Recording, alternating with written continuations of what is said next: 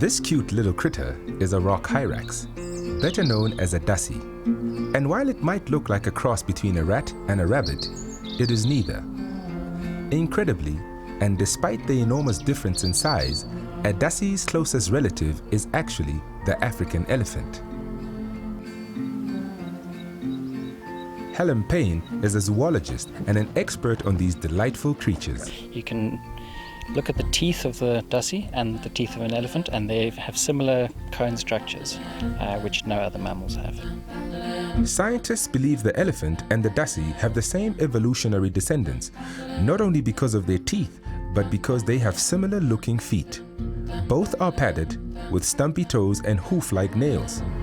And while they may not be as majestic as their distant elephant cousins, being little has its advantages.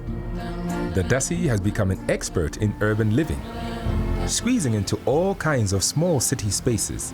There's two reasons why you find Dassies in urban areas, and one of them is that people have moved into the spaces that Dassies used to occupy. And the second reason is that urban areas tend to provide lots of places for them to breed. This family of Dassies from Kloof in Durban have made a stormwater drain their home. They are adored by local residents who have put up these signs to warn motorists to slow down when approaching the Dassies' digs. Up to 95% of their day is used to laze around in the sun. They are unable to regulate their body temperature very well, which means, just like reptiles, they have to sun themselves to get warm. The Dassies are really social creatures. It's mostly the young females that stay in the groups for their whole lives, and occasionally males will leave the troops to go and form colonies elsewhere. He says urban Dassies have lost many of their natural predators, like the Varroa and crowned eagles, as well as leopards and caracals. The biggest threat now is ongoing development. Debbie Gardiner runs a preschool in Kloof. She says a Dassie family moved into the bottom of her garden a few years ago. I think they've come from the Paradise Valley Nature Reserve, which is just down the road from me.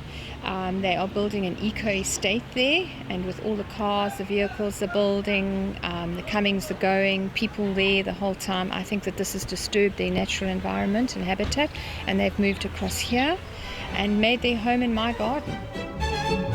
She's taken the opportunity to teach the children about the animals and to have respect for wildlife.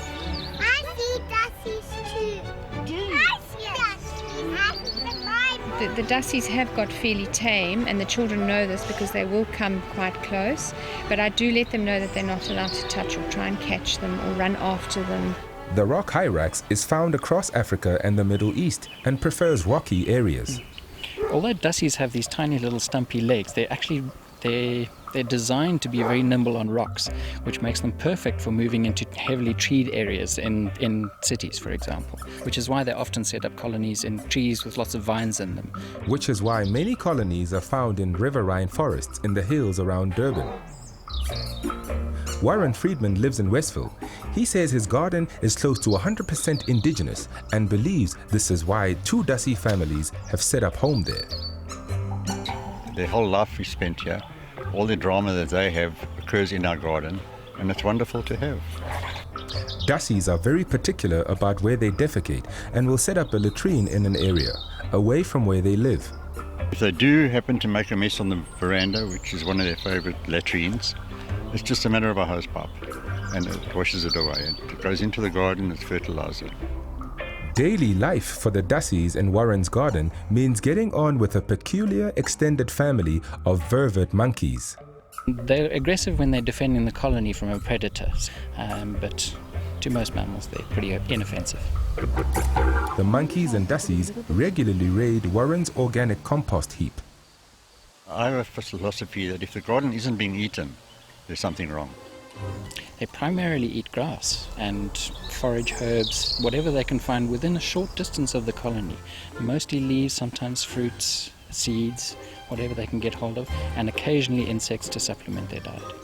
So if you want Dassies in your yard, take a leaf out of Warren's book, plant a thoroughly indigenous garden, share the fruits of your labor with them, and one day, just maybe, when you go down to the bottom of your garden, you'll be in for a big surprise.